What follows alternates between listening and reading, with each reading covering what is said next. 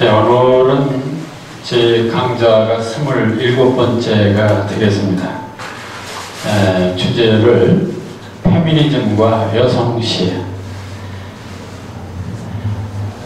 90년대 들어서 특히 이 페미니즘 문제 또 여성시에 관해서 많은 논의가 있고 또 창작도 있습니다. 물론 뭐 페미니즘에 관한 거야 그 이전부터 있었지만은 시로서 상당히 활발하게 움직였던 것은 90년대였다 이렇게 보는데, 어쨌든 우리가 시를 쓰면서 이런 그 다양한 움직임이 있고 또 이건 우리가 시를 쓰는 우리로서는 한 번쯤 생각해 봐야 할 부분이다. 왜냐면 여성은 여성으로서 그 여성적인 시가 무엇인가 하는 문제를 생각할 수 있고요. 또 남성도 자, 남성의 상대인 여성을 어떻게 이해할 것인가, 그리고 정말 그 여성시를 어떻게 우리가 이해해야 될 것인가, 이런 문제를 생각할 수 있습니다. 그래서 오늘은 남성은 여성을 연구하는, 또 여성은 여성 자신이 무엇인가 하는 이런 것들을 생각하면서 시를 생각하는 시간을 갖도록 그렇게 하겠습니다. 먼저 이 페미니즘 운동만 해서, 사실 그 여성과 남성의 문제는 아담과 이브 얘기로부터 시작되어야 되겠죠. 그래서 지상의 역사는 누가 쓰기 시작한 것일까, 이런 얘기를 합니다. 여러분들 역사를 처음 쓴 사람이 누굴까요? 아담일까 이브일까? 그래서 저는 최초의 인간은 아담이겠지만 에덴에서 죄를 짓고 추방하는 인간사의 주인공은 단연코 이브가 아니었는가. 그렇다면 지상의 역사는 이브로부터 시작된다, 이렇게 얘기할 수도 있습니다. 그 어느 민족의 역사를 봐도 원시시대는 여인이 중심이 되었습니다. 그걸 뭐 우리가 모계사회다 이렇게 얘기하죠. 그만큼 당초의 여성은 강한 존재였습니다. 그러나 이제 농경사회로 바뀌면서, 그러니까 유목시대라든지 이럴 때는 아주 여성이 대단히 중요시했어요. 근데 이제 농경사회로 변하면서 노동을 남자가 하고, 특히 그 부족을, 국가를 지키는 군대 역할을 남자들이 다 담당하게 됩니다. 그러니까 힘이 있는 부분은 남자들이 주로 담당하죠. 그 다음에 이제 자본주의 시대로 넘어오면서부터도 또 돈을 버는 사람을 주로 남자들이 담당하게 됩니다. 그래서 이제 남성 중심 시대로 전환하면서 남성 중심의 역사는 철저히 여성을 차별화하고 복종하게 하고 지배하는 것을 미덕으로 생각하는 그런 역사를 만들어 오게 된다. 자, 여기서부터 이제 이브의 분노가 시작되는 것입니다. 사실 하나님은 아담과 이브를 만들고 함께 생육하고 번성하라고 축복했습니다. 그만큼 공평하게 창조한 것이죠. 그런데 역사는 오랜 동안 남성 중심으로 왜곡되어 왔다. 특히 최근 그래서 여성들이 이러한 불평등의 역사에 반기를 든 운동이 바로 페미니즘 운동입니다. 남성 중심의 역사를 바로잡고 여성을 여성 본래의 자리로 되돌리겠다는 것, 이게 바로 페미니즘입니다. 따라서 페미니즘 문학이나 페미니즘 시는 여성의 제각 찾기를 위한 모든 활동을 말하고 있습니다. 그럼 도대체 이 여성의 제각 찾기라는 게 뭐냐? 이제 그게 바로 이제 여성의 과제일 수도 있죠. 그런데 이런 것이 등장할 수 있었던 시대적 배경이 뭐냐? 그게 바로 80년대, 90년대 이런 전환기를 거치면서 제가 늘 명명한 이론이 경계 허물기 시대라는 말을 했습니다. 다시 말하면 이 페미니즘이 나오기 시작한 것은 바로 이 포스트 모더니즘이라고 하는 것이 등장하면서, 또는 생태주의 이런 것들이 등장하면서 페미니즘도 나오게 됩니다. 이 포스트 모더니즘의 핵심은 바로 중심을 인정하지 않는다. 그 얘기는 서열을 인정하지 않는다는 것입니다. 예를 들어서 남성과 여성 또는 뭐 밤과 낮 뭐 이런 그 이원적인 것을 쓰면서 앞에 오는 사람은 좋고 뒤에 오는 사람은 나쁘고 뭐 이런 거예요. 자, 그러니까 이런 서열화를 인정하지 않는 것이, 근데 이제 그 모더니즘 시대, 그러니까 포스트 모더니즘 전에는 모든 가치가 이렇게 기준이 정해가지고 서열이 정해지는 것이 바로 모더니즘의 철저한 역사입니다. 어떤 기준을 정하고 거기에서 100점, 90점, 50점 이렇게 나누는 것이 바로 모더니즘의 문화입니다. 자, 그 기존의 모더니즘이 이성 중심의, 언어 중심, 소위 남성 중심의 것이었습니다. 이들의 논리는 필연적으로 남녀 차별이 있고 서열이 있고 계급이 있고 불평등이 있을 수밖에 없습니다.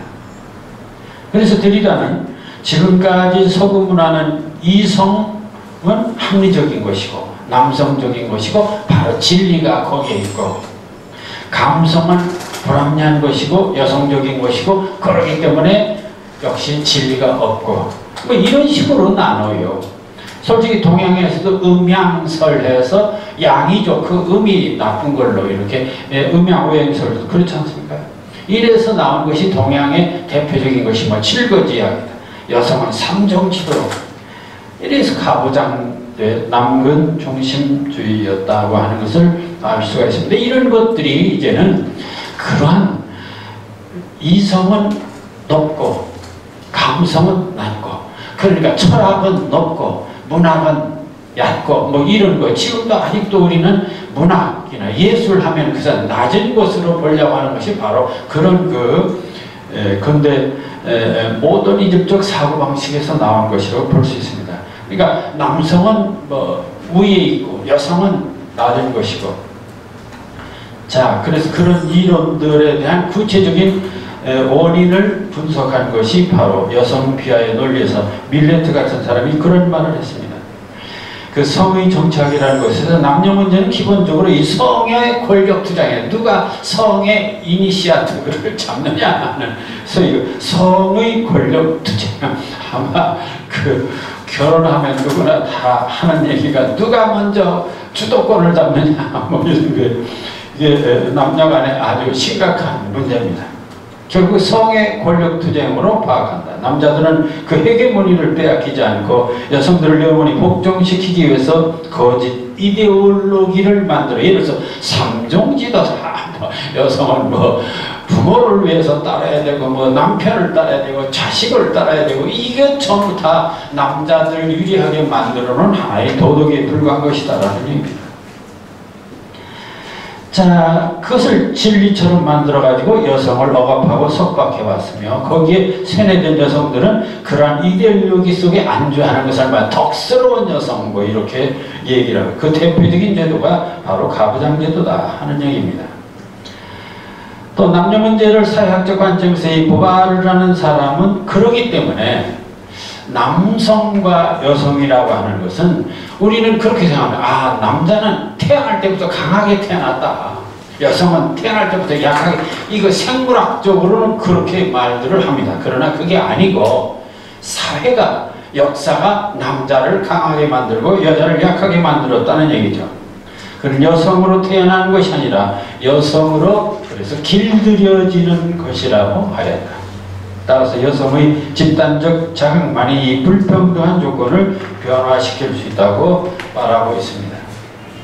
엘만 같은 사람은 그렇기 때문에 그 미국 사회 같은 데서 그 문학에 나타난 걸 보면은, 그 문학 속에도 보면은 여성 하면은 무정형한 존재, 수동적인 존재, 불안정한 존재, 제한성 있는 존재, 실용성 존재, 순결성, 뭐 물질주의, 정신주의, 비합리, 순정, 반항, 이 11가지를 그게 여성의 특징이다 뭐 이렇게 얘기를 하면서 여성에는 두 그룹이 있다.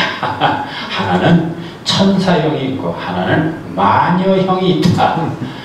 그래서 이 천사형 이렇게 나눕니다. 집안의 천사는 현모양처형이죠. 가사노동과 육아와 속박, 그 속에 속박되는 마치 천사라고 표현을 합니다.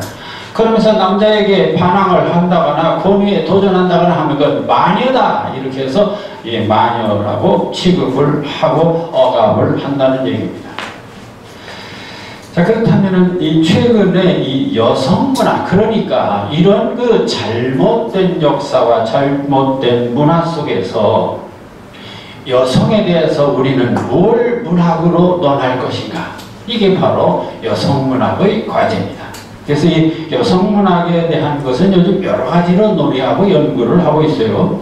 그래서 이제 여성의 역사, 또 여성문학사, 또 문학적 정전의 문제. 이 정전이란 뭐냐면 여러분들 명작이라든지 성서도 그렇습니다. 경전이나 이런 거 보면 다 여성 비하의 이론들이 참 많습니다.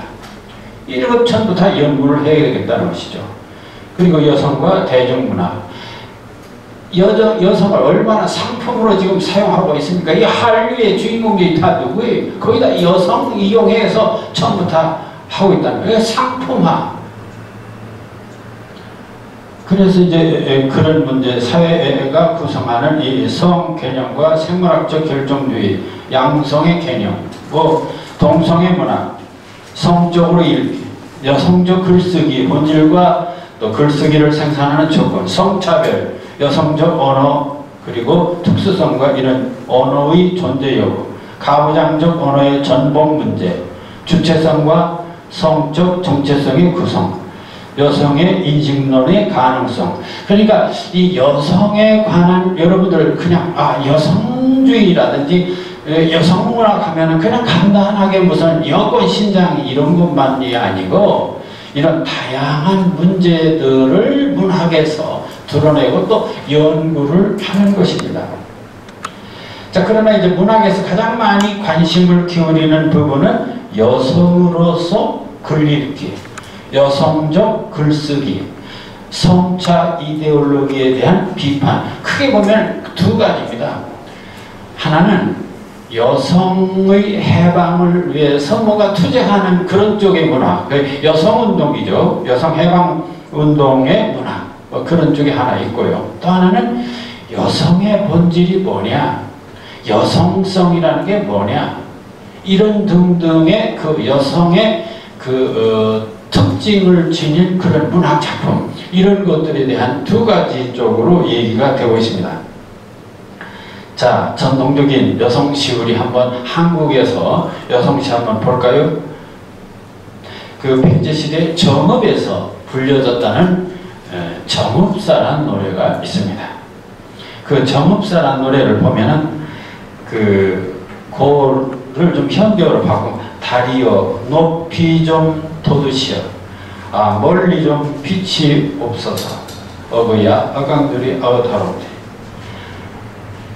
자, 여기서 핵심은 달님이요, 제발 좀 높이 환히 좀 비춰주십시오. 저 멀리까지 비춰주십시오.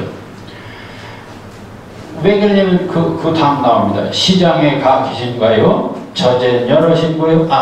지금 장보러 이제 그 장사로 저 멀리 시장터 장터에 가 계신가요?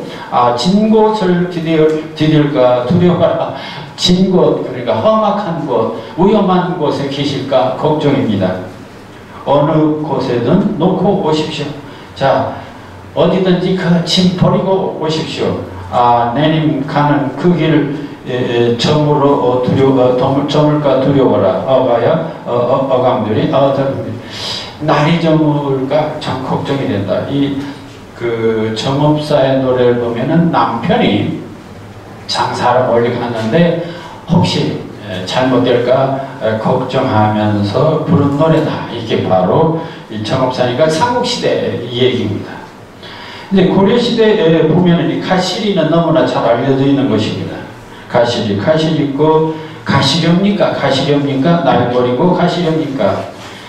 그 옛날에도 다 흥이 있었어요. 그래서 그 중간에 후렴이 의정절과 태평성대 이런 후렴이 들어있죠. 나더러 지설라고 버리고 가시렵니까? 붙잡아 두고 싶지만 서운하면 오지 않을까 두려워. 서로님 보람나니 가자마자 다시 오소서. 그러니까 늘 남자는 그 제멋대로 사는 존재로 되어 있습니다. 그래서 그걸 안타까워하는 여성의 문제가 바로 고려시대의 시가에서도 잘 나오고 있다는 것입니다. 자, 이런 걸 보면은 역시 여자는 복종이고 남성은 제멋대로고 뭐 이런 것들을 과거 역사에서도 볼 수가 있습니다. 자, 그 다음에 조선조는 어떠냐? 조선조도 마찬가지. 예를 들어서 황진이의 동짓달 기나긴 밤을 하늘이를 베어내어 춘풍기물 아래 서리서리 넣었다가 어른이 모신 날 밤이거든 굽이굽이 펴리라. 이거 무엇입니까? 결국 여자가 남자를 한없이 기다리면서 기다리는 그런 얘기입니다.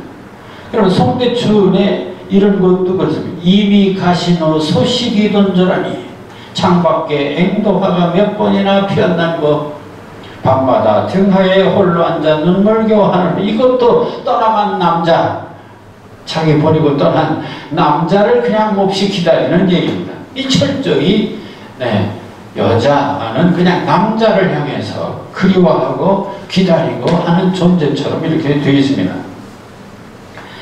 자, 이 남성 중심 사회에서 여성이라는 게 뭐냐? 솔직히 남자들은 여성을 지금까지 뭘로 봤냐? 고대사에서는 여성을 영원한 타자, 주체는 남자예요. 여자는 그냥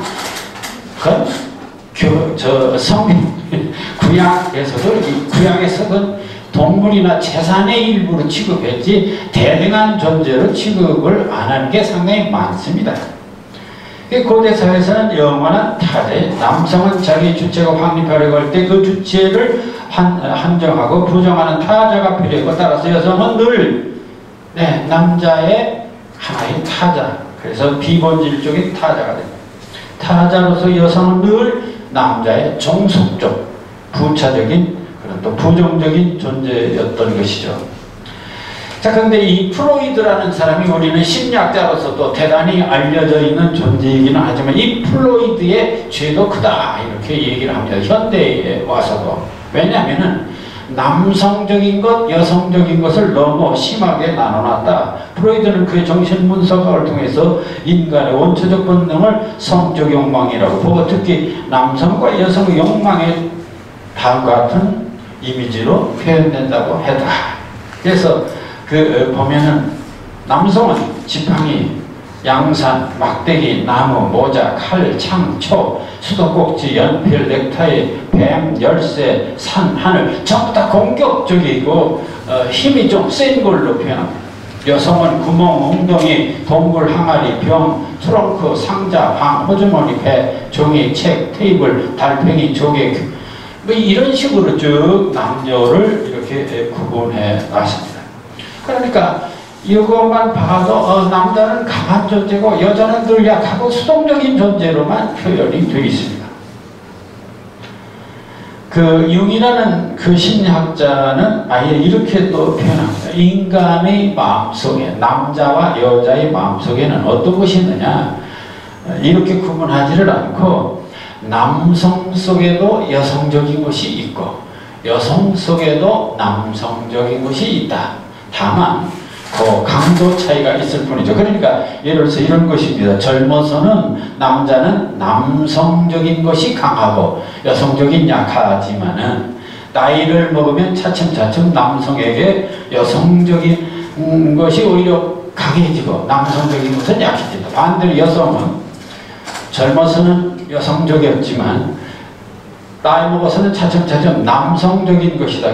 요즘 과학적으로 얘기를 하지 않습니까? 뭐 테스트로겐인가 그 호르몬이 이 남성 호르몬이 이제 차츰차츰 약화되고 여성은 오히려 이제 회복이 되고 뭐 이렇게 주객이 전도된다. 나이 먹으면 거꾸로 된다는 얘기가 있는데, 그래서 융은 남자의 가슴 속에는 그 여성적인 측면이 있다. 남성의 여성적 측면. 그 속에는 뭐가 늘 들어있냐면 이런 거예요. 남자의 내면 속에는 늘 어떤 영원한 여성을 그리워합니다. 처녀, 여신, 천사, 마녀, 악마, 거지, 창부, 친구, 악녀, 베아트리체, 헬렌, 이브, 춘향이, 심청이, 그러니까 이상적인 여성이 늘 마음속에 또 그런가 하면은 또 마녀 같은 여성도 마음속에 늘 그리고 있어. 어쨌든 남자의 마음속에 여성적인 것들이 들어있다는 것입니다. 그 다음에 이제 여성 속에는 그 아니모스라고 해서 여성에도 남성적인 것이 들어있어요. 그래서 이제 명배우를 좋아한다거나 권투선, 왜 요즘 스포츠맨들 여자들 참 좋아하지 않습니까? 또 그저 배우라면 모두 다 굽복하는데 이게 다 그런 그 일종의 아니모스, 여성 속에도 남성을 좋아하는 그런 그 정치가니 지도자니 이상적인 남성, 독수리, 황소, 사자, 창탑 뭐 이런 것들을 좋아하는 그런 심리가 깔려 있다는 것이죠. 자, 그런가 하면은 또 이런 게 있습니다. 역사적으로 보면은 여성을 아주 신성한 존재로 생각하는 경우가 있는가 하면은 아주 그 금기하는 그 상대하기가 아주 불편한 존재, 문제가 있는 존재로 타부라고 얘기합니다. 그러니까 거룩한 신성으로도 생각하지만 아주 그 멀리 해야 할 존재로 생각하는 것도 있다. 자, 여성을 타자로 해서 끝내는 여성을 신성한 존재로 하는 경우가 있습니다. 어떤 경우냐?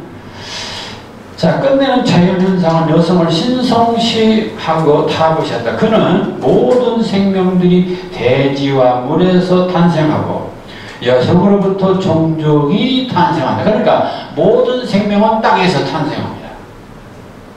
그런가 하면 인간은 다 여성으로부터 태어납니다. 그럼 땅과 여성이 동일한 것이 되죠. 그러니까 그런데 땅은 태어나기만 하느냐? 아닙니다. 그 땅 속으로 인간은 또 돌아갑니다. 그럼 뭐예요? 여성은 뭡니까? 탄생도 장악하지만 죽음도 장악한다. 이런 것이 돼요. 자, 여기서 어떤 그 여성의 어떤 신적인 어떤 신성시가 나타납니다. 그러니까 여성은 모든 생명의 근원이면서 동시에 죽음까지도 책임지는 존재가 됩니다. 그게 운명의 여신이 바로 되는 것이죠. 자, 그래서 이렇게 여성을 대지로 생각해서 탄생의 존재 또는 다시 돌아갈 수밖에 없는 존재. 자, 이처럼 대지는 탄생과 죽음이 있고 여성도 탄생과 죽음이 있다. 어머니인 태지는 그 뱃속에 그녀의 아이들의 유고를 내포한다. 이제 그런 얘기를 씁니다. 인간 운명의 실을 지고 있는 것은 여성인 것이다. 동양에서도 삼신할머니라는 말을 쓰지 않습니까? 탄생과 양육을 책임지는 게 삼신할머니라는 거예요. 그리고 서양에서는 운명의 여신이라는 말을 씁니다. 그러니까 이 대지와 여성을 동일시하고 그래서 그것을 어떤 신적인 신격화 시킬 수가 있습니다.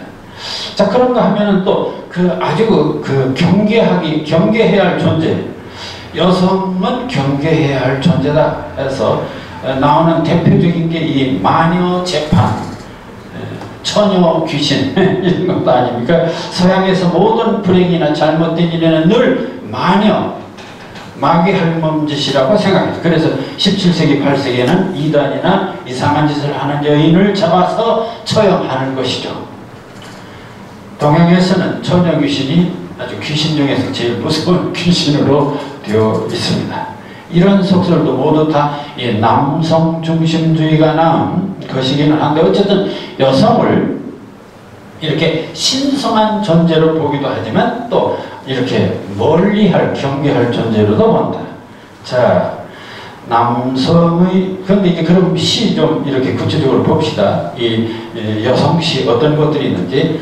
남성의 여성 지향적인 시. 그러니까 남성이 그 여성을 지향하는 시도 일종의 여성시입니다. 그렇지 않습니까? 자, 그 어떤 경우냐 이런 거 봅시다. 지금 그 1920년대 홍사용이라는 사람이 나는 왕이로소이다. 신석정의 그 먼 날을 아십니까? 이 두 편을 보면요 이렇게 돼 있어요. 홍사용의 나는 왕이로소이다. 나는 왕이로소이다. 나는 왕이로소이다. 어머님의 가장 어여쁜 아들 나는 왕이로소이다. 가장 가난한 농군의 아들로서 뭐 왕이라고 하면서 어머님의 가장 어여쁜 이제 왕은 왕인데 농군의 아들이고 그러나 시왕전에서도 쫓겨난 눈물의 왕이로소이다. 시왕전이라는 것은 그 불교적인 것으로서 지옥을 담당하는 그 귀신이 바로 시왕이죠. 자, 그러니까 나는 왕이 그 어머니한테서는 나는 왕 같은 존재예요. 아주 가장 귀엽고 그런 존재입니다.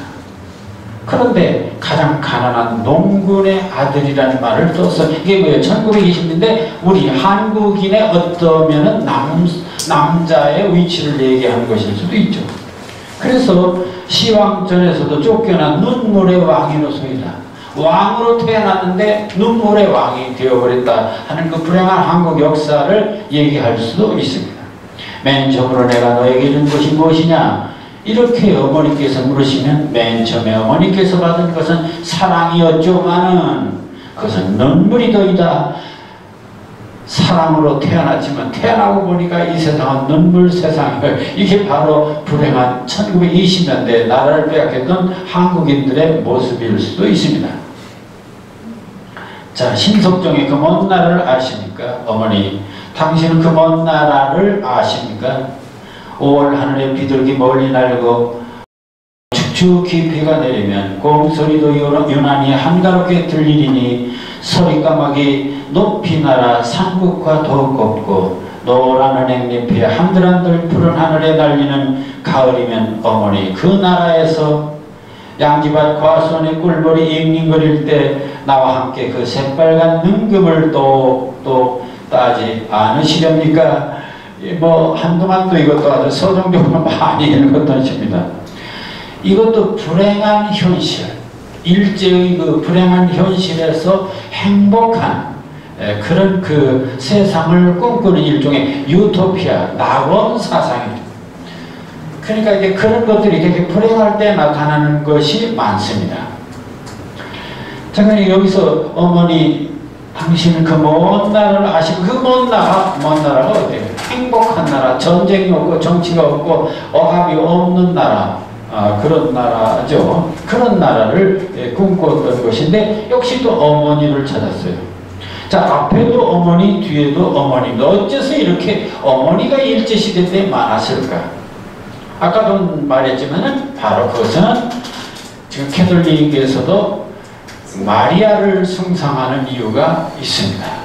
그게 바로 이런 데서 나오는 것이죠. 어머니는 대지, 생명을 이렇게 담당하는 존재라고 하는 그런 요소도 있고요. 그러니까 위험할 때, 행복할 때는 어머니 안 찾습니다. 남자들이 아주 득세해서 설치는 시대가 이 행복한 시대입니다.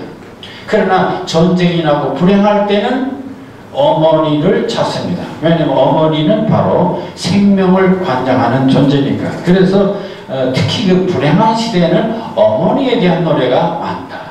그런 얘기가 되겠습니다. 자, 그 다음에는 이제 그 님지향의 시입니다. 남성이 남성이 여성 행세를 하면서 그 남자를 그리워하는 그 님을 그리워하는 그런 시가 있습니다. 자, 예를 들어서 이렇게 했습니다. 정철의 이 3인곡에서 보면은 이 몸 삼기실 때에 님을 쫓아 삼기시니 내가 태어날 때 님을 따라서 태어났는데 한생연분이며 한알모를 이니까 다 이게 그러니까 천생연분이다. 나 하나 젊어 있고 님 하나 날 계시니 나 혼자 젊어 있고 님 하나 날 사랑하시니 이 마음 이 사랑 견줄 때 전혀 없다. 정말 우리는 행복해요. 평생에 원하되 한대 여자 하얗거니 같이 지내자고 생각했는데 늙어야 무슨 일로 애워두고 그리는 거. 요즘 뭡니까 임진왜란 역사 드라마 많이 하는데 그 정철이라는 인물이 나옵니다. 그래가지고 그 정철이 왕 밑에서 가까이 지내다가 이제 나중에 귀양 가서 지내는데 불러줘야 말이죠. 그래서 이제 삼인곡이라고 하는 이런 노래를 부릅니다. 그러니까 이제 이 삼인곡은 그러니까 바로 님을 생각하면서 이제 그 왕을 생각하면서 부른 노래라고 이렇게 봐야 되겠습니다만 어쨌든 자 그런데 한영훈도 최초의 님이 있습니다. 맨 처음에 만난 님과 님은 누구이며 어느 때인가요? 맨 처음에 이별한 님과 님은 누구이며 어느 때인가요? 맨 처음에 만난 님과 님의 맨 처음으로 이별하였습니까? 다른 님과 남이 맨 처음으로 이별하였습니까? 나는 맨 처음에 만난 님과 님이 맨 처음으로 이별할 줄로 압니다. 만나고 이별이 없는 것은 님이 아니라 나입니다. 이별하고 만나지 않는 것은 님이 아니라 길 가는 사람입니다. 그래서 첫사랑 얘기를 지금 하고 있는데요. 어쨌든 이것도 다 연인에 대한 여인에 대한 그리움을 얘기한 것이라고 이렇게 볼 수도 있죠. 전통적으로 보면은 그러니까 이렇게 과거에 그 여성 시들 보면 남자들이 이렇게 어떤 어머니를 노래한다고 뭐 이런 것이고 또 뭐 애인을 노래한다 이런 것이고 마지막으로 박재삼의 밤바다 보면 누이를 또 노래하는 게 있습니다. 그래서 뭐 이런 얘기예요. 어머니를 남자가 그리워하면서 부르는 노래를 마더 컴플렉스라고 얘기하고 그 다음에 이제 누이를 노래하는 그런 시를 시스터 컴플렉스라고 얘기를 합니다. 그러니까 우리들의 그 삶 속에 남자들의 감정 속에 기억 속에 어머니라고 하는 존재가 강하게 지배합니다. 그런가 하면 그 누이의 존재가 굉장히 강렬하게 작용을 또 합니다. 그래서 이 남자들의 시 속에는 어머니와 누이의 얘기가 많습니다. 이게 다 마더 컴플렉스 아니면은 그 시스터 컴플렉스다. 그 시스터 컴플렉스의 대표적인 인물이 바로 박재삼의 밤바다라는 시입니다. 이 밤바다는 바로 밤바다를 누님의 치맛자락으로 이렇게 생각한 겁니다. 그러면서 읽어보면 이 시를 이해하기가 좋습니다.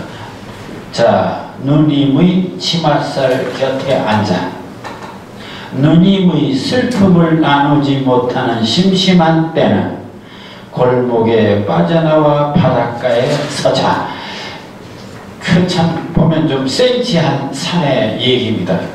아니 뭐 어머니도 아니고 누님의 치맛살 곁에 앉아 누님의 슬픔을 나누지 못하는 심심할 때는 되게 어렸을 때 누님 옆에서 이렇게 장난하고 그런 어린 시절을 생각할 수 있죠. 골목을 빠져나와 바닷가에 서자. 비로소 가슴 울렁이고 눈에 눈물 어리어. 아주 센티멘탈입니다. 차라리 저 달빛 밤아 반짝이는 밤바다에 진정할 수 없는 괴로운 꽃비늘을 닮아야 하리. 이 문장이 아주 재밌습니다. 그러니까 이 박재삼 시인이 50년대, 60년대 이제 대표적인 서정 시인이라고 얘기하는데 그 이유는 뭐 이 시스터 컴플렉스, 뭐 누이를 노래했다기보다 이런 표현들이 아주 그 당시로서는 상당히 신선했습니다. 차라리 저 달빛 밤이 반짝이는 밤바다에 진정할 수 없는 괴로운 꽃비늘을 닮아야 하리. 좀 길기는 하지만은 상당히 그 표현이 달빛 밤이 반짝이는 밤바다에 진정할 수 없는 괴로운 꽃비늘을 닮아야 하리. 이런 표현입니다. 아주 그 과거의 시하고는 좀 다른 분위기를 드러냅니다. 천하의 많은 할말이 천상의 많은 별들이 반짝임처럼 바다의 밤물결 되어 찬란해야 하리. 아니 아파야 하리. 누님을 생각하면서 굉장히 이렇게 서름에 잠기는 그런 센치한 모습을 여기서 볼 수 있습니다. 이윽고 누님은 섬이 떠 있듯이 그렇게 잠들리 또 이리 했습니다. 그때 나는 섬가에 부딪히는 물결처럼 누님의 치맛살에 얼굴을 묻고 가늘고 먼 울음 울리라. 참. 그렇다면 이 바다와 그 섬과 누님 그 관계가 서로 일치되는 그런 분위기라고 할 수 있습니다. 그러니까 몹시 그 누님을 그리워하는 그런 모습을 그려주고 있습니다. 다시 그러니까 지금 여기까지 나오는 사람들은 전부 남자입니다. 마지막으로 김소월이도 남자입니다. 이 남자들이 여성에 대해서 노래한 것들이 이렇게 많다는 얘기입니다. 김소월의 대표적인 시 진달래 것도 결국 남자가 여성이 돼가지고 또 노래를, 그러니까 이런 게 아까 말한 무엇입니까? 융이 말하는 이것은 일종의 아니마 같은 것입니다. 그러니까 남성 속에 여성적인 그런 게 들어있어요. 그래서 그 남자가 남자 목소리를 내지 않고 여성의 목소리를 내는 것입니다. 그게 바로 여성 화자의 시입니다. 이제 그 김소월이 바로 그 대표적인 인물이고 김영랑도 마찬가지입니다. 근데 이런 사람들은 남자인데 그 내면 속에 들어있는 그 아니마가 여성의 목소리를 내게 됩니다. 나보기가 역겨워 가실 때에는, 그러니까 이런 것은 어찌 보면 성 도착 같은 것일 수도 있죠. 성이 도착된 것. 남자가 여성이 돼가지고 오히려 남자 애인을 부르는 노래를 부르고 있으니 이거 웃기는 얘기가 아닙니까? 남자가 여성을 부르는 게 아니고 남자가 여성이 돼가지고 남자를 부르는 노래, 이거 성도착이죠. 그러나 지금까지 뭐 김소월이나 김영남 보고 성도착증이라고 이렇게 말하는 사람은 없습니다. 그러니까 남자의 내면 속에는 그런 그 여성적인 그런 그 아니마가 있다, 이렇게 말할 수도 있고, 또 그것은 시적인 한 형식이죠. 그러니까 이건 어디까지나 시적인 하나의 픽션이니까 시를 쓸 때에 남자이지만 그 주인공을 여성으로 해서, 화자를 여성으로 해서 쓸 수 있지 않냐 하는 것입니다. 마치 소설가가 그 주인공을, 어떤 주인공을 여자를 주인공으로 해가지고 그 여자 주인공이 활동하게 만든 이야기를 쓸 수 있는 것처럼 그런 일종의 하나의 픽션이라고 하는 것을 생각하면 됩니다. 나보기가 역겨워 가실 때는 말없이 거기 보내 두리오리다. 네, 이게 바로 엄마하리다, 뿌리오리로다, 가시 없어서 흘리오리다 하는 어법을 보면 틀림없이 이것은 여성 화자, 여성이 남성을 부르는 노래처럼 이렇게 되어 있습니다. 그 다음에 김영랑의 모란이 피기까지는 또 그렇습니다. 모란이 피기까지는 나는 아직 나의 봄을 기둘리고 있을 테요. 모란이 뚝뚝 떨어져 버린 날 나는 비로소 봄을 여인 소름에 잠길 테요. 5월 하루 무덥던 날 떨어져 놓은 꽃잎 맞아 시들어버리고는 천지의 모란은 자취도 없어지고 뻗쳐 오르던 내 보람 서울케 무너졌느니 모란이 지고 말면 그분나 하는 가고 마라 360날 한양 섭섭해 우옵내다. 자, 이런 게 바로 여성적인 화자, 여성 화자, 여성의 목소리로 노래한 것이라고 해야겠습니다. 자, 그러니까 지금까지 상당 부분을 보면요, 거의가 다 이 남자가 여성적인 어떤 것을 그리워하고 노래하는 형식이 우리 시 속에서는 참 많다. 그래서 우리는 여성시 하면요, 그동안 그렇게 생각했습니다. 여성시 하면은 남자가 여성의 목소리를 내는 시를 여성시다 이렇게 생각했고, 또 여성 애인을 부르는 것을 이렇게 여성시다 이렇게 생각했습니다. 자, 자, 그러면 개화기에서 1960년대까지 이 여성시의 과정들을 조금, 이제 여성이, 진짜 여성이 등장합니다. 그러니까 지금까지 얘기들은 남자들이, 한국 시가에서 남자들이 여성을 노래하는 막 그런 것들인데, 진짜 이제 여성이 진짜 주인공이 돼서 자기 목소리로 부르는 노래, 진짜 여성시입니다. 개화기 문학에서 여성 문제가 거론된 것이 1900년 이혜조의 자유종이라고 하는 신소설에부터 시작합니다. 여기서 이제 부인들이 모여가지고 이 남성에게 억압받는 여성의 인권 문제를 서로 따집니다. 자, 그러다가 이제 1920년에 이제 김명순, 김원주, 나혜석이라고 하는 일본 유학, 그런 유학생, 신여성이 등장합니다. 특히 이제 나혜석이나 이런 사람은 아주 신여성 음악가로서 또 뭐 황막한 광야인가 하다가 결국 그 현해탄에서 뭐 자살하는 유명한 신여성의 얘기가 나옵니다. 자유연애를 부르짖고 뭐 그런 것이죠. 30년대 노천명, 모윤숙, 장종신 이런 사람들이 또 등장하면서 특히 모윤숙, 노천명 이런 사람이 등장하면서 한국 문단에 여성시인의 이제 그 본격적인 여성시인이 위치가 확보되고 있죠. 그 중에 대표적인 인물이 바로 모윤숙입니다. 굉장히 그 자유분방한 그 정열로 레르예가 같은 시집을 냈고요. 노천명은 아주 상당히 절제된 그 정서로 또 시를 씁니다. 자, 그러다가 이제 그 유교 사변이 나고 이제 50년대로 넘어오는데, 50년대 와서 뭐 이영도, 조혜실, 이영희, 노영란, 홍윤숙, 김남조, 허영자, 김지향, 김아리 뭐 이런 사람들, 특히 여기서 이제 대표적인 인물이 바로 이 홍윤숙, 김남조, 허영자, 뭐 김지향 이런 사람들이 바로 이 50년대 이제 유교 전후에서 대표적으로 여성 그 시를 이렇게 대표한다고 볼 수 있는 그런 인물들이죠.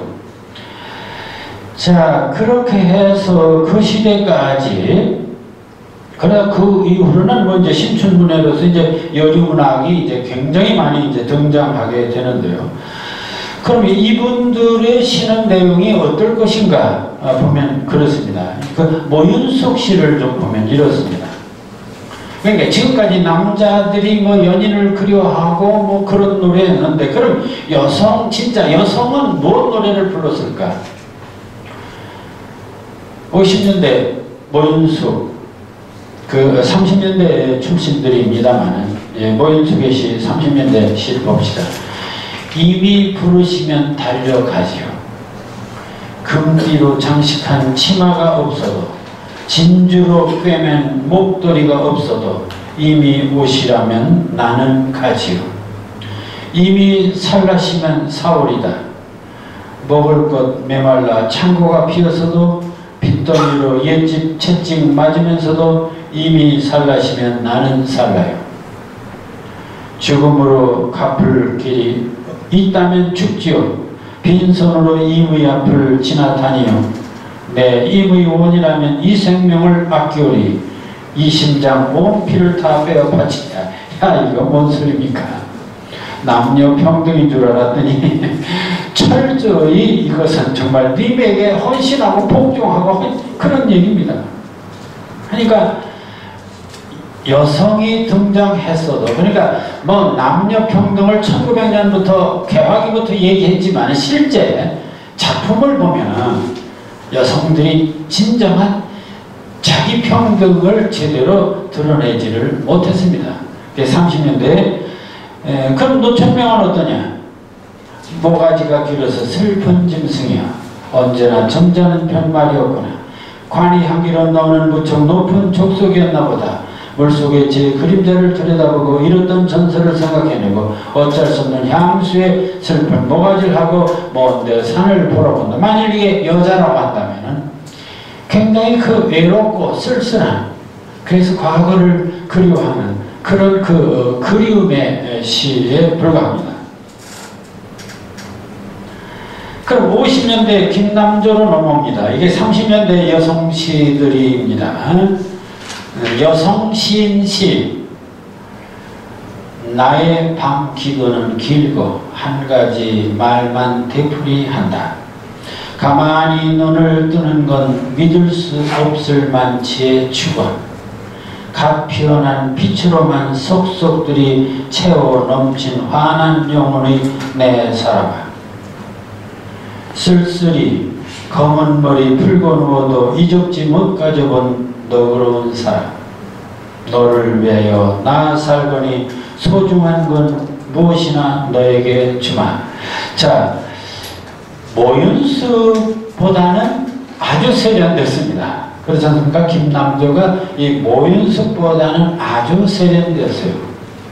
그래서 이 너에게라고 하는 이 시는 아주 훨씬 더 세련된 그런 모습을 봅니다만은 역시 쓸쓸히 검은 머리 풀고 누워도 이적지 못 가져본 너그러운 사람.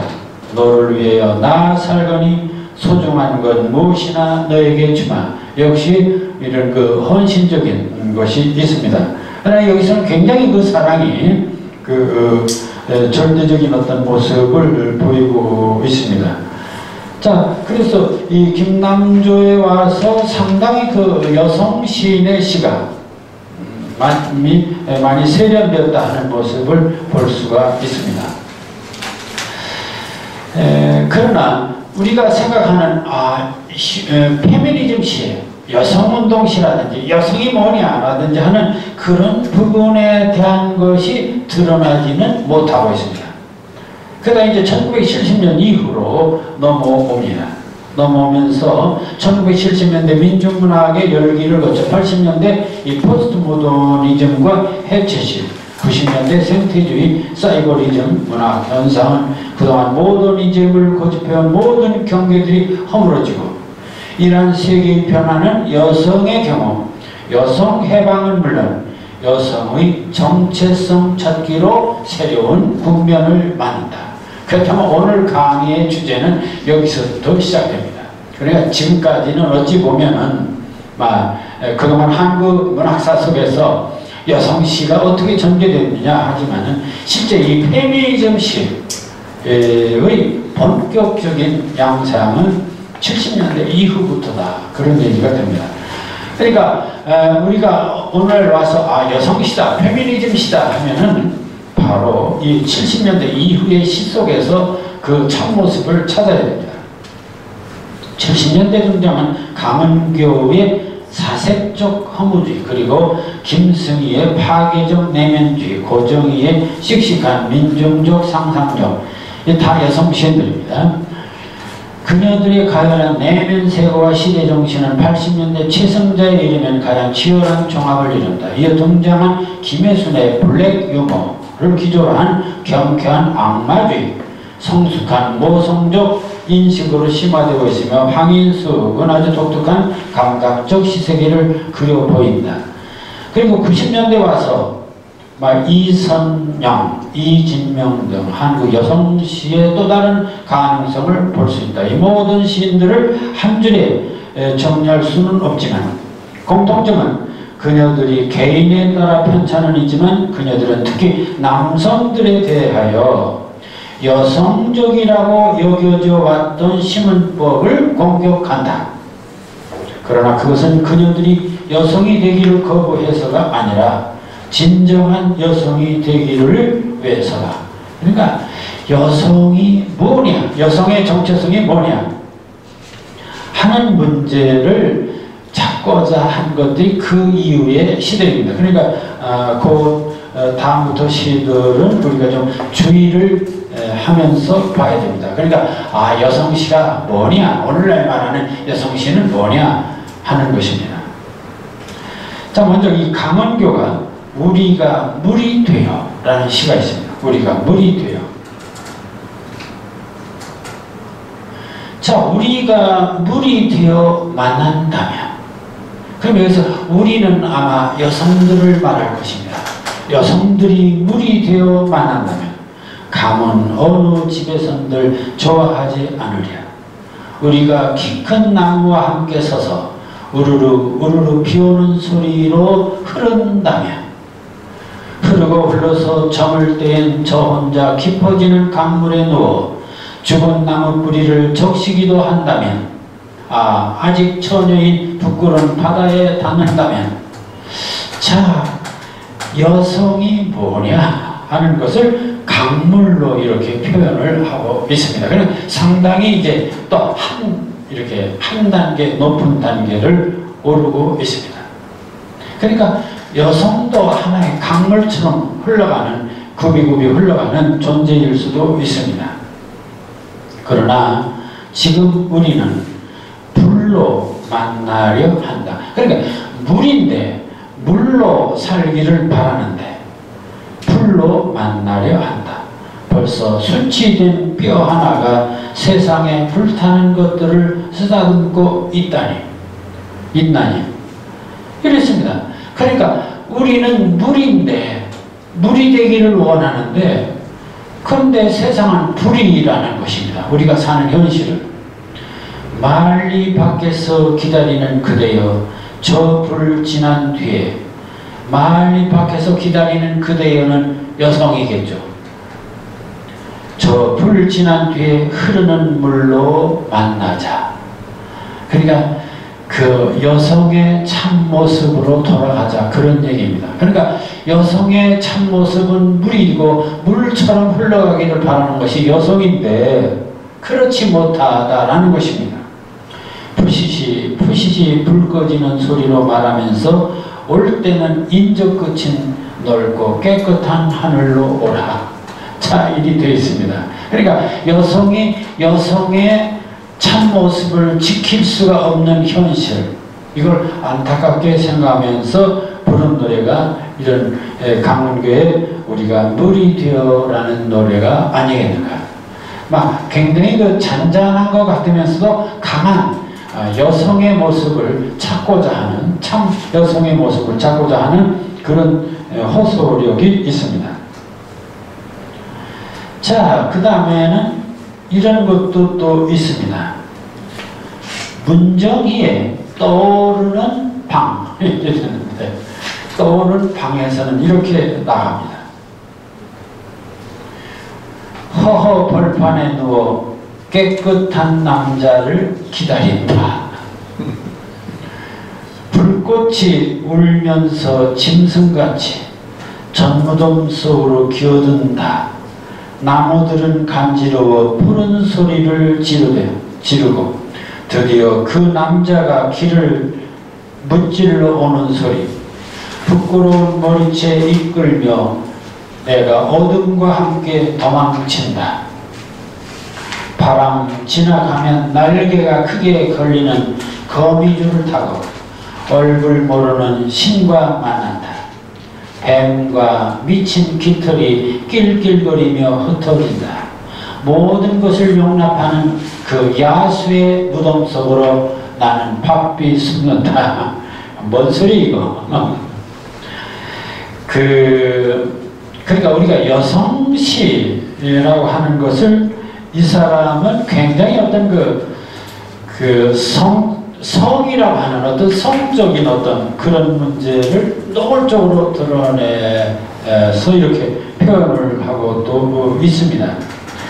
그래서 이 문정희는 좀 이렇게 당돌하게 이렇게 어떤 성의 문제를 노골적으로 표현을 또 하고 있죠.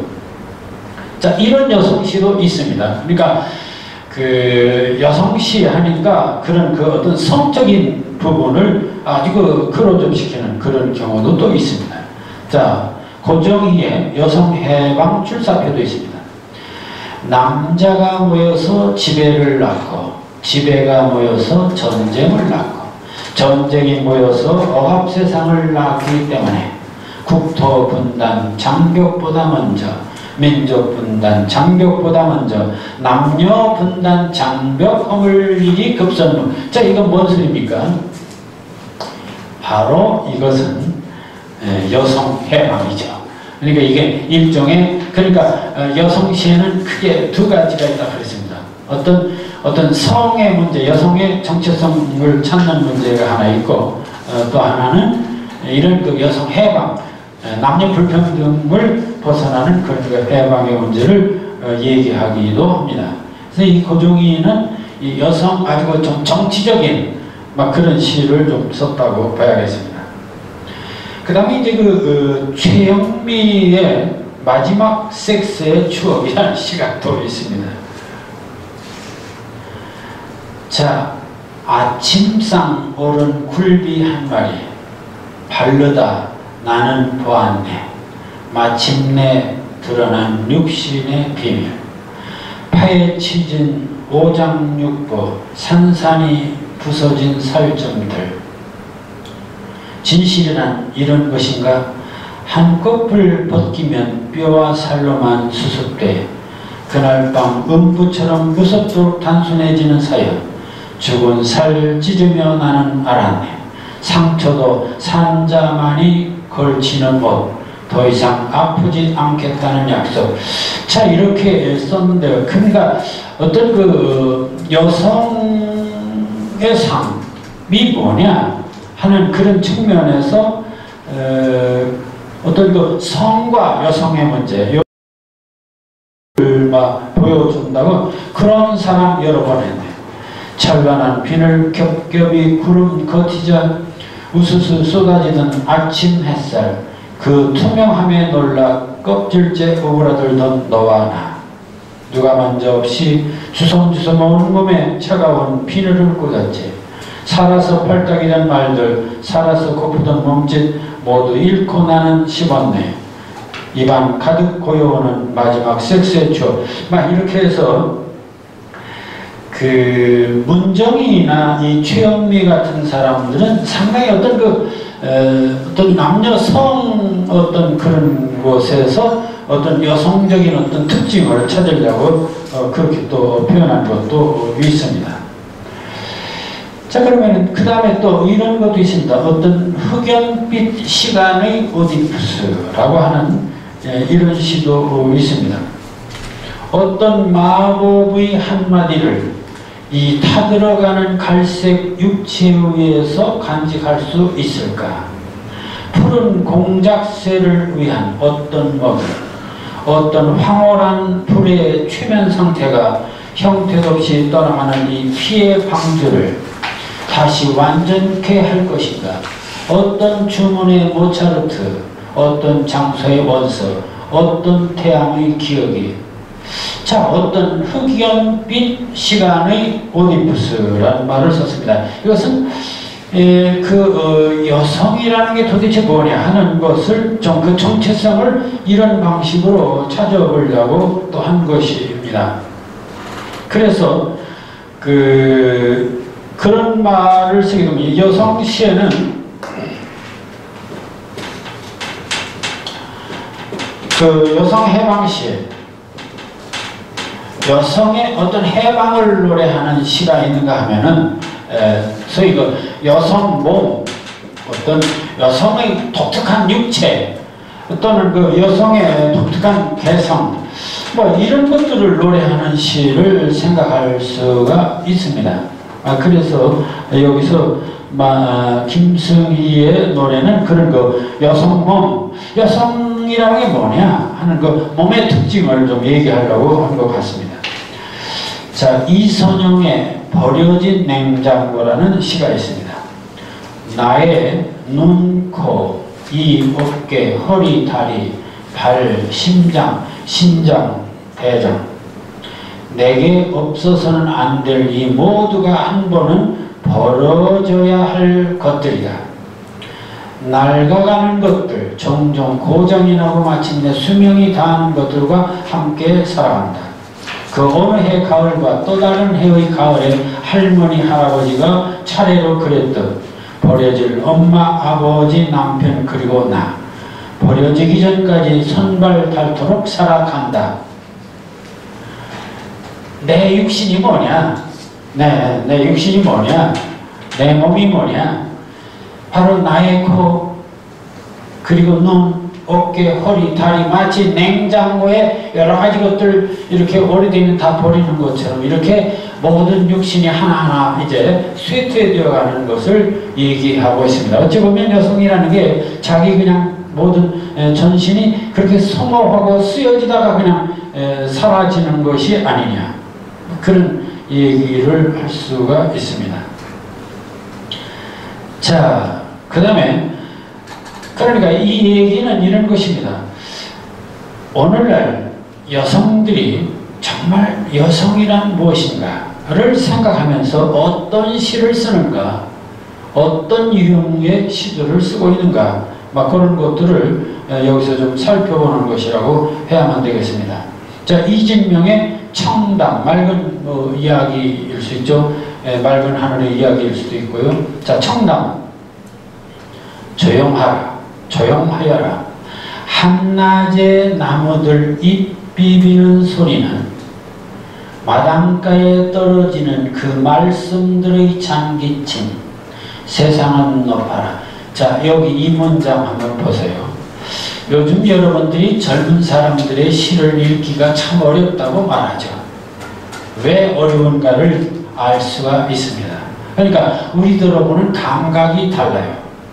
그러니까 여기서 보면요, 조용하여라. 한낮에 나무들 잎 비비는 소리, 나무들이 잎을 비비는 소리. 자, 그 소리를 좀 듣자 이겁니다. 조용하여라. 참 조용하구나. 근데 그 속에 한낮에 나무들 잎 비비는 소리는 마당가에 떨어지는 그 말씀들의 잔기침. 어떻습니까? 마당가에 떨어지는 그 말씀들의 잔기침. 한낮에 나무들 잎 비비는 소리가 어떤 소리냐?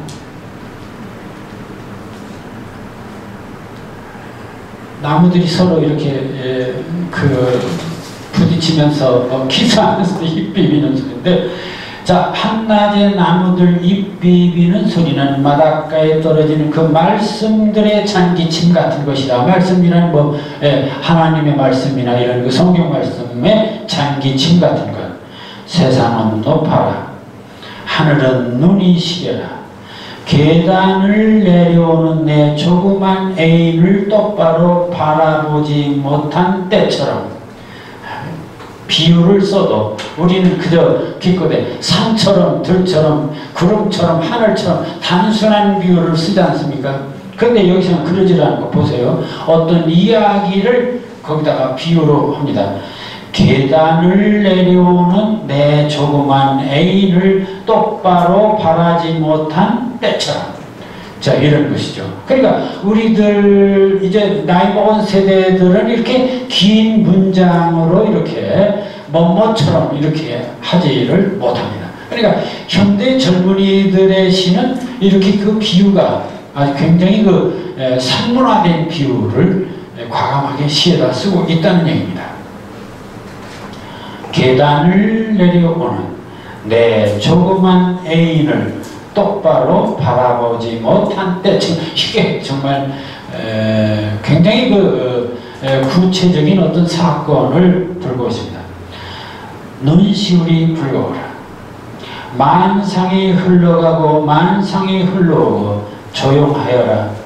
한 해만 살다 가는 꽃들, 허리 아파라, 몸 아파라. 물가로 불려가는 꽃들의 해진 색깔들. 요것도 보세요. 물가로 불려가는 풀꽃의 해진 색깔들. 이런 표현도 이게 이 나이 먹은 세대들이 표현하기가 어려운 것들 아닙니까? 물가로 불려가는 풀꽃의 해진 색깔들.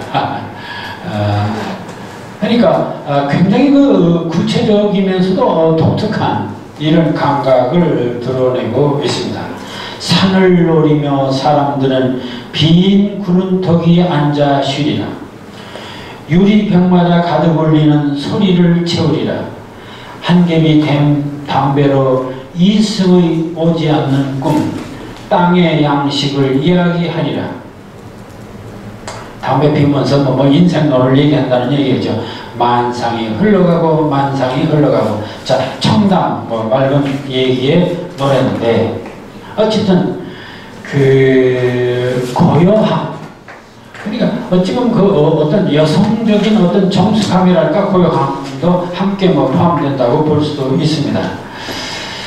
자, 90년대 그러니까 80년대 90년대로 와서 여성의 문제가 옛날에 어떤 뭐 애인이나 그리고 뭐 순종이나 하고 뭐 사랑하겠나 하는 그런 얘기하고는 분위기가 다른 또 다른 그 여성의 문제들을 과감하게 전개하고 있습니다. 그러나 아직은 여성시가 뭐 굉장히 뭐 체계가 있어서 이렇게 일반화된 건 아니고, 또 하나 여기서 우리가 생각해야 될 것은, 아니 어차피 남자 여자 같이 사는데 꼭 뭐 여성시라고 내세워서 꼭 해야 되겠냐. 그러니까 이것은 한때의 그 운동일 수 있고, 어차피 우리는 남자 여자가 함께 섞여 사는 것이니까 결국 같이 공유할 수 있는 그런 그 시를 써야 되겠다 하는 측면에서 생각하는 것이 좋으리라고 봅니다. 어쨌든 이 70년대 이후 여성 문제가 굉장히 강력하게 대두되었고, 그러면서 시도 좀 어떤 여성에 관한 특별한 어떤 문제를 제기하면서 시를 쓰겠다고 하는 것이 바로 이 페미니즘이고, 그런 데서 나온 시가 바로 페미니즘 시입니다. 아마 그런 측면에서 참고로 이런 여성시가 있구나 하는 것을 이해하면 되겠습니다. 오늘 여성시, 페미니즘과 여성시는 여기까지 마치도록 하겠습니다. 네.